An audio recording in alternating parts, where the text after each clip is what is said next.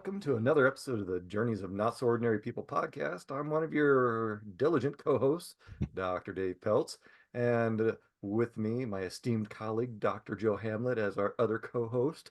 And we'd like to welcome all of our viewers and listeners to the show. And if you're returning, this is awesome. If this is your first time, that's awesome too. That's kind of a choppy intro. Right. So, again, welcome everyone. And today's topic, as in our usual format, one of us kicks it off, throws the ball or the potato to the other person, lets them fumble around with it a little bit. We just start going back and forth. So today's topic is and Joe and I are kind of surprised at this, and we haven't talked about this one yet. Well, probably roundabout, but communication. So Yeah. yeah, I mean, we've skirted around that topic, but I don't know, Right. we've really Right. drilled into it a little bit. So, Joe, what are your thoughts on communication? Dave, you're right. It's funny that we haven't, made this a specific topic. We have talked around it and mentioned it, but yeah, just taking on the topic of communication. I think part of it is because it's so broad. I Mm, mean, if you think about communication, it encompasses so many different things. yeah, it You really got does. Yeah, so you're talking communication with, your phones, with the internet, as far as email, work email. So if you look at all the ways that you can communicate today, it is challenging to know what the preferred method is, how you communicate when you're communicating with other people, what's their best method. So Mm, I think it encompasses so many things, and I think that's the challenge. I even think back, growing up as a kid, there was one mode of communication. It was the rotary phone. yeah. You stick your finger in and turn to your number, and then if you mess up, oh my goodness, you got to start Start over over again. again. So, and then it Those was zeros were a long wait. right, and it wasn't cordless. It was, No. typically you had this 30-foot cord so that you could take it into every room, Yeah. and tripping people and people climbing over the cord. That's what comes to mind for me when I think of communication. But like I say, Yeah. today, just perfect example. My grandson, he has a cell phone, and so now me and him went out to an event the other day. So how do I contact him, let him know I'm coming to get him? I just text him on the phone, and he's, Mm, so it's just amazing how everything is transformed as far as communication. So sure, sure. Yeah. A lot yeah. to unpack. I mean, we could even get into is the sender being received, and is the Right. receiver listening, or are they hearing? Do Right. they listen to the background noise, or are they actually hearing what's being said? So, I mean, we could really take this a bunch of different ways, and we probably will because that's our style. So, I like where you're going. You showed the kind of transition between when you were younger with the rotary phone, and I remember those very well, and those 30-foot Right. cords. And sometimes you'd have three phones in the house, Yep. and your brothers and sister would be listening in on you, Yep. because they weren't separate lines, it was just connecting to the same thing.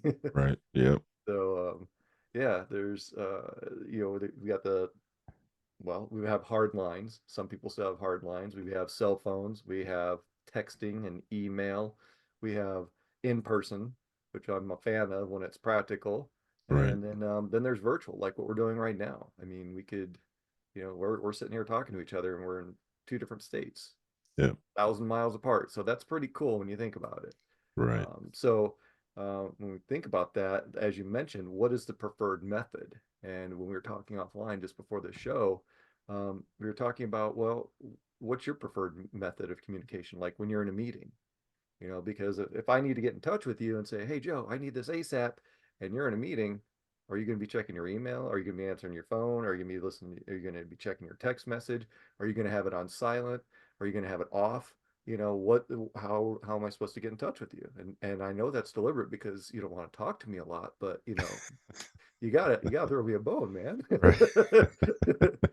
Is 1:30 in the morning okay? Maybe that's the best time to reach you. No, well, Dave, you bring up a good point when we talk about communicating, especially like, you're in a work environment, you're in a meeting.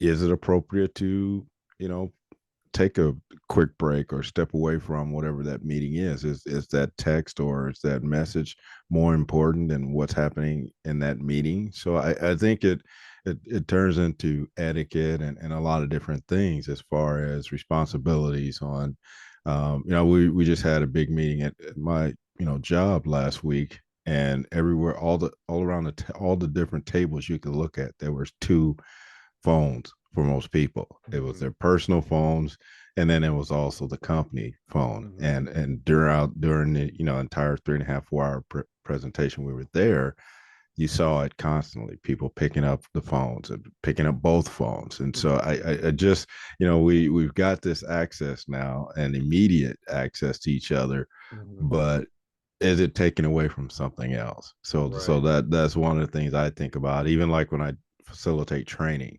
And people are you're training, and then people pull up a phone or people pull out their phone or start, so I think that there's still a challenge with really understanding, should we be on our phones, when Right. is the best time, like is there, should we take them, black them out, just Mm-hmm. don't bring them with you. I mean, just Mm-hmm. all those things, because again, I think back to when, before cell phones, before texting and all that, Mm-hmm. if you didn't communicate with people every 5 minutes, every 2 minutes. It was okay.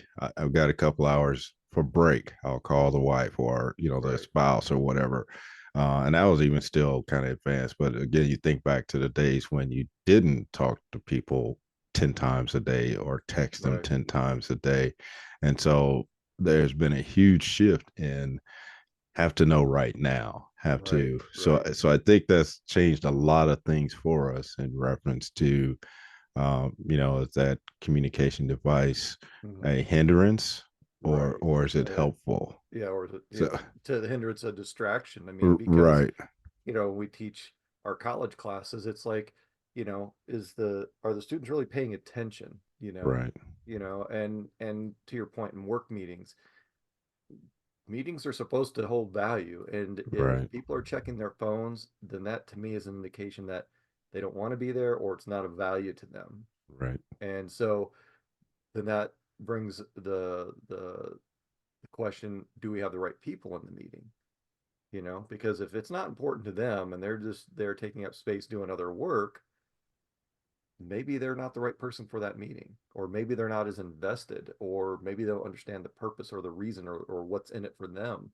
So there's a lot of things we need to consider, and what if it is an actual emergency? Can it wait 30 minutes or an hour or two or right, four till your next break? And if not, how do we approach that? So yeah, there's a lot of questions out there about communication. right, right, You think about communication at work can be different from communication at home, because right, there's more one-on-one. But what if you're texting, or texting and messaging, the same thing, texting and messaging your kids, and they're not responding, or if you right, call yep, them and they don't respond, is there something bad happening, or are they distracted? Do they have it on silent, right, their phone on silent, so they're not hearing the text or the call? So what are we really doing with society with these smart devices? It really does make you think.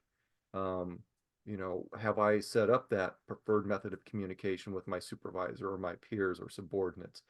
Have I communicated properly to say, hey, when I'm in a meeting, this is the preferred method, and am right, I respectful enough in that meeting to turn my phone off, turn it upside down, so even if it does, flash a notification, I'm not going to see it and be distracted by it, because as I mentioned, if you're in a meeting, there's typically a reason for your presence. And if right, you're not understanding the value, it's much more easy to get distracted. So, and to kind of pull that thread a little bit, how many of these messages can actually wait until a break or until after the meeting? You yeah. know, And that was kind of my point, that when is enough, or when it's enough right. too much, or that's why I say, if you go, and typically I try not to take my phone in, or if I do, I lay it face down with no vibrate, just so I'm not notified every time a message comes across or a text comes across, so that I don't get distracted. But Mhm. in a lot of cases, you'll see people looking down because their phone flashes up to them, or their phone is attached to their smartwatch, and Right, so now you don't even have to look at your phone; it comes up on your watch. right. So it's but it goes beyond just our cellular phones and capabilities. But I even think when we communicate even through email, Mhm. work email, and for me a perfect example of how we kind of sometimes get detached, or don't really appreciate the face-to-face conversations. Mhm. So years ago I worked in a office space, but we were down the hall. We were you know we weren't in the same room. We weren't in like an office space Mhm. with a bunch of cubicles, but we were down the hall from one another. Mhm. And rather than go down and have a quick conversation with someone, we would go back and forth with emails. And Right, I'm like, right. the time that it takes you to write this email, send it, we could have had this conversation, Yeah, in person, yeah. because we're right down the hall from one Right. another. And then in this particular example, so I'm texting or I'm emailing, and someone else has their um, cell phone that has the email capabilities because it's tied to the company email. And Mhm. so I'm emailing them back and forth. Hey, did you get this done, or did you Mhm. take care of this? And I go, yeah. And then he said, well, okay, let's talk about it, or something happened. And so, not realizing that this gentleman actually didn't work in our building. He works in a different Oh. building, but he was in our building at the time. Mm. So we're having this correspondence because I'm thinking he's at his office, but he was down the hall in our Mhm. other facilities, Yeah. speaking to someone. And then so we ended our communication. Hey, we should get together. And then he responds and says, hey, I was just over there. And I'm like, why didn't you just walk down Yeah. and talk to me rather than us go back and forth? Because Right. now he's having to disrupt his conversation he's had with the other person, get Mhm. on his cell phone. So Mhm. again, rather than, so I think it's comical, but at the same time, it's also unfortunate that we again resume to these devices Mhm. that Mhm. tie us, in front of the screen versus having Yeah. in-face conversations. So it just Yeah. again, Yeah, I've had similar experiences. I think most people have, and it's kind of interesting how almost adverse we've become to that right. face-to-face Yep. contact. To your point, I had a similar experience. My office was, I had my office and my staff were literally right outside my Right. door, and they would text me, and I'm like, I'm right here. It's literally Right. 3 steps. Exactly. And Yeah. it's like, why are we texting or emailing when we can literally stand up and walk 3 steps and say, and ask the question, have the conversation? Right. So I find that to be important in today's society because when we start talking about context of texts and emails, you lose a lot of that context. You don't know the inflection Absolutely. and Yep. and for some people like um so like my parents sometimes, they're like all caps and exclamation marks. It's like, Right. there's other things from caps and exclamation marks. There's Right. periods, there's questions, there's lowercase, there's sentence case, so it's like, at what point do we actually integrate and respect these lines and have speak this common textual language versus actually just standing up and walking the 2 steps or 20 Right. steps of 5 minutes to have a 3-minute conversation where, to your point, in an email probably took 20 minutes. And it's Right. like, Yep. to me, I kind of like a personal rule, 2 emails, and if there's still confusion, I need to pick up the phone or Right. Right. have a some sort of meeting with my Right. staff to figure out what's really going on here because we encounter this a lot with text threads. You're adding people in and then you're starting new Right. ones and having sidebars so you can respond to the group and we've talked about this with some of our conversations. We get like 20 different variations, and it's like, well, which one are we in now? Right. Right. Exactly. or or you respond say, sure, that'd be great, see you at lunch, and it's to the wrong person. Right. Right. Yeah. No, but even like you mentioned about your parents and texting back and forth, and that one always gets me is okay, if we're texting, why don't we just call each other? Right. And Especially when the texts are like, right, you're yeah, scrolling and scrolling and scrolling. It's exactly, like, it's exactly. 12 screens long. It's a If biography. you got that much time, Yeah. then we can have that conversation is going to be much quicker Yeah. because, like you say, you're not typing on this little keyboard on your phone.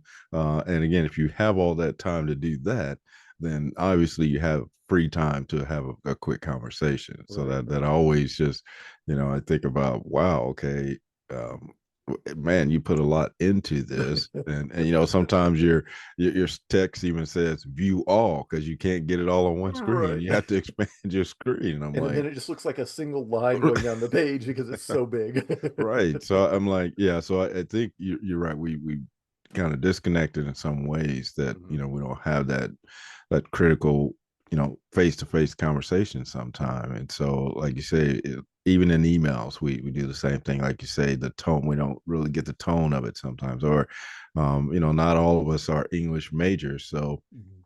even the way we write our emails may appear in one way or the other Right. when that wasn't the original intent. So it just sometimes clears up a lot of misunderstanding if we just have a conversation, whether it's Yeah. on the phone or whether it's in person. Right.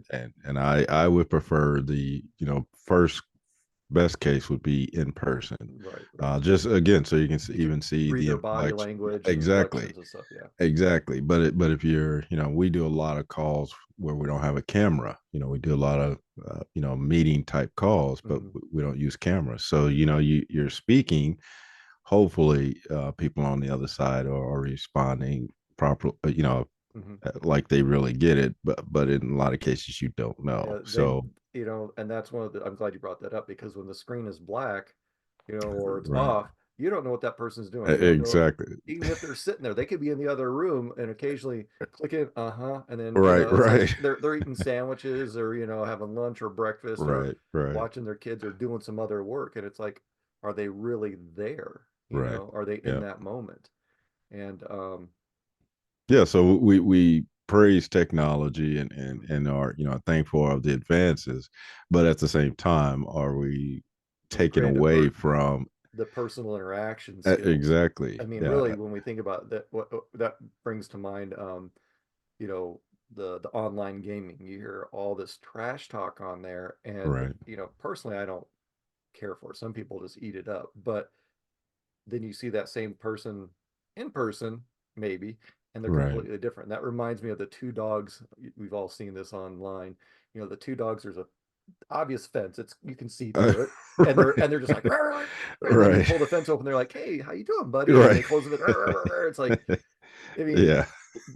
I don't know if some people are more brave when they're online, or Right, they don't have to be right, in person or be seen, and so we've really lost a lot of that. I believe we've lost a lot of that interpersonal communication aspect. right, When I was going through college, they taught us how to present, and I think that's an important thing, like many other topics that we've talked about offline. But presenting is just that. It's communication. Are you getting your message across succinctly?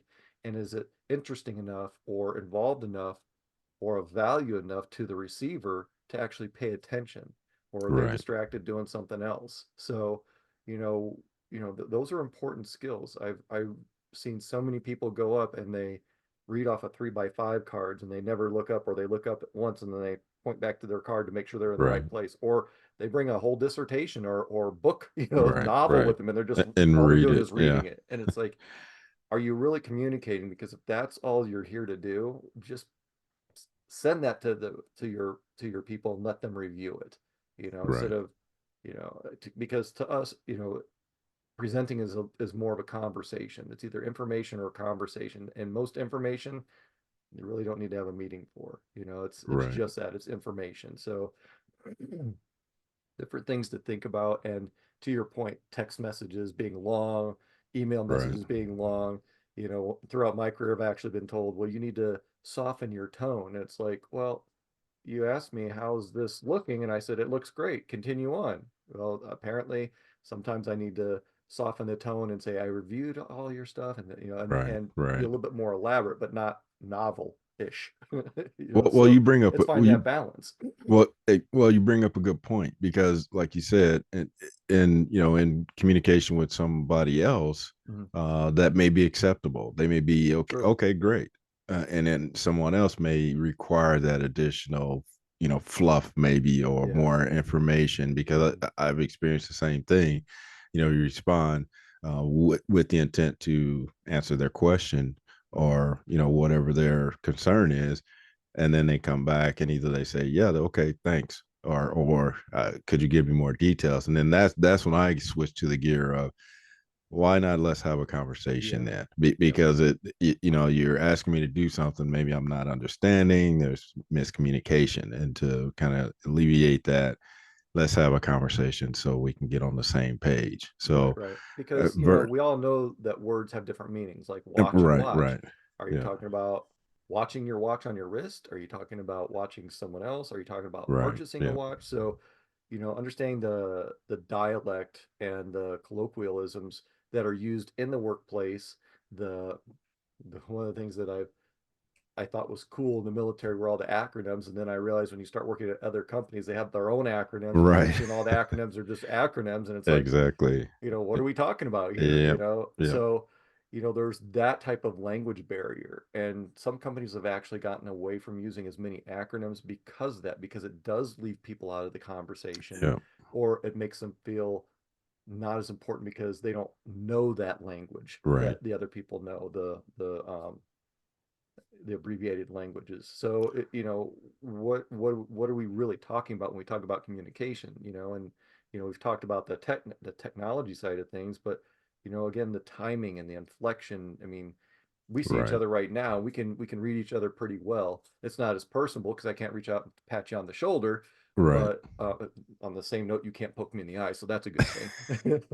But being able to read that body language and Yep. observe those inflections and the micro expressions, that's Right. all part of the natural cues that human beings pick up on. And when you start removing those different layers, it gets the communication gets more and more bland and sterile, if you Right. will.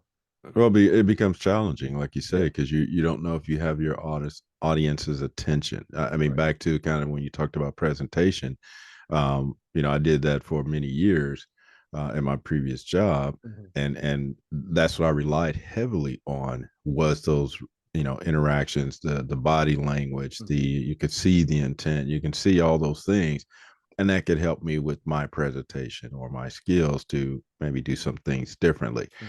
But when you, like you said, if you have a audience that can't see or you can't see, Mhm. then that makes it very difficult for a presenter. And that's what happened, around the COVID time frame when we were doing in person training, and then we were just had to rely on our different Remote, yeah. platforms again without camera. So it's Mhm. very challenging to, know if people were still engaged. Like you say, are they just sitting there with their, in the other room watching TV, but can hear the Zoom in the background, Right. or the meeting platform in the background. I So, always know when people are really involved because they close their eyes and they meditate when I speak to them. And it just tells me, oh, they're engaged, they're in 100%.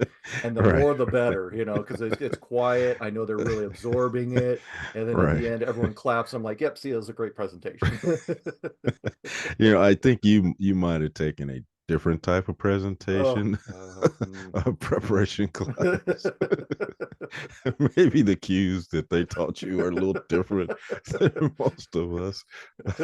but but yeah, to your point, I mean, you could turn into a joke, or you Mhm. could use that in your presentation as you're Sure. observing your class, or the people you're facilitating for, or whatever it is. So Mhm. yeah, it's hard to capture that if you're doing it without a camera or without Yeah. seeing people. So as many barriers as we already have, it is a very good practice to start really trying to understand what people's preferred methods of Yeah. communications are. Like we talked about, some, even my kids, um, the wife will tell me, they'll respond quicker to a text than a than a phone call. And so it just depends on the kid though, because Yeah, if I yeah, call my that's true. daughter, well, then a couple of rings, she answers. Hmm. But if I text her, it takes her a while to get back. But my 2 or 3 boys, days is pretty normal.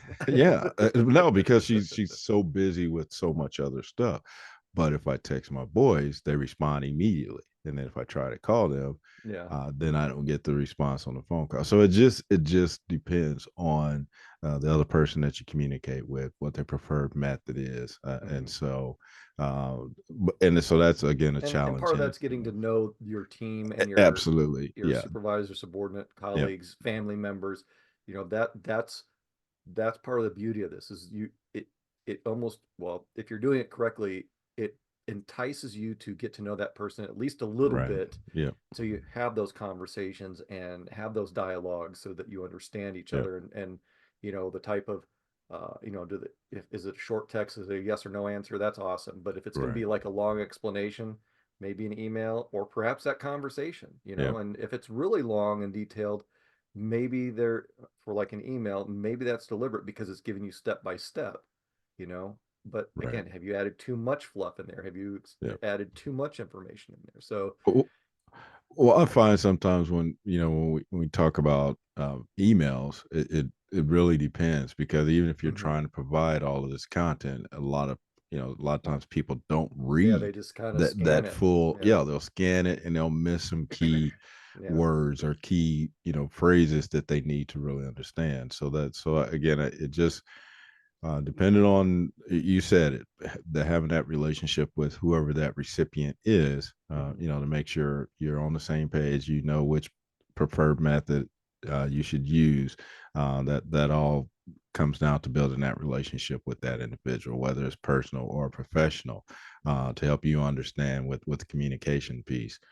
Because again, back across the board, all across the boards, people like different ways of communication, Yeah. and so it I, just I depends always on enjoy those emails that you send an email and you're looking for a response within, let's say, a couple of days, and it's like a couple of weeks, and then the response is, "Oh, hey, I just saw this. I don't check my email." And it's right, like, right.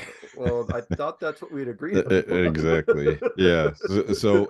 Well, the other thing, which I'm guilty of this one here. I believe I have 7 different emails for Oh yeah, different and that's things. the other challenge. So many Exactly. emails, Right. and that if we pull that rope, how many thousands of logins and passwords do people have? I think I Exactly. saw the other day, Yeah. and they said the average is like a couple hundred different Oh login wow. accounts. Yeah. And it's like, how crazy is that? Right. It's Right. like, no wonder people don't memorize. I mean, well, I don't memorize them. No. I write them down and I feed them to my dog so no one else gets them.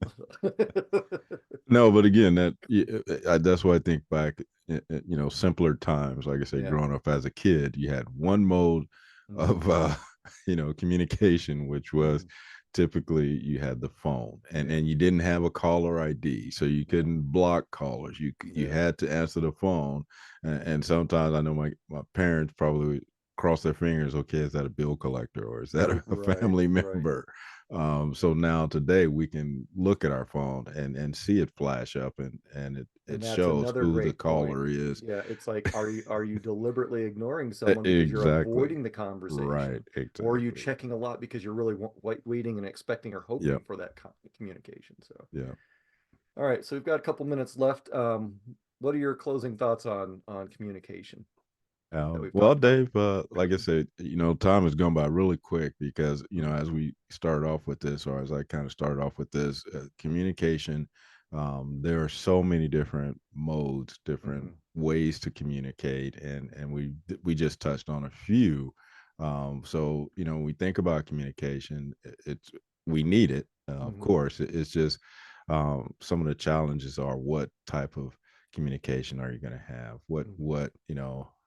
Where are you as far as your ability to get your message across on the Hmm. different platforms? So just really understanding that communication is a much bigger and broader topic, and you can take It each really is. one, phones, you could take email, you can take in person facilitation, all those different things are encompassed by communication. So, like I said, we just touched on the surface of Yeah, communication, but I think the biggest takeaway is that just recognize there are different methods of communication, and to be an effective communicator, you really need to take some time to figure out what your strengths and weaknesses are, and in your communications, absolutely. who's your audience, Mhm. who's on the other side, the receiving end of that communication, and making sure that you both have had conversations or communications on, what's best method, what's Right. best approaches. What So are the expectations? exactly, yeah, those are important things, like I said, because there's just a ton of ways to communicate, and we just want to Mhm. make sure that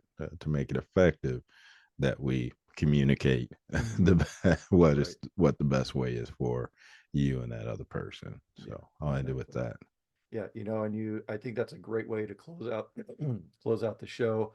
To your point, there's so many different facets and layers to this. We could have a dozen shows on communication, and we still wouldn't have gone very deep into the topic. So Right. it's just one of those areas that, we believe is important enough to delve into, and we may very well delve into it a couple more times Yeah.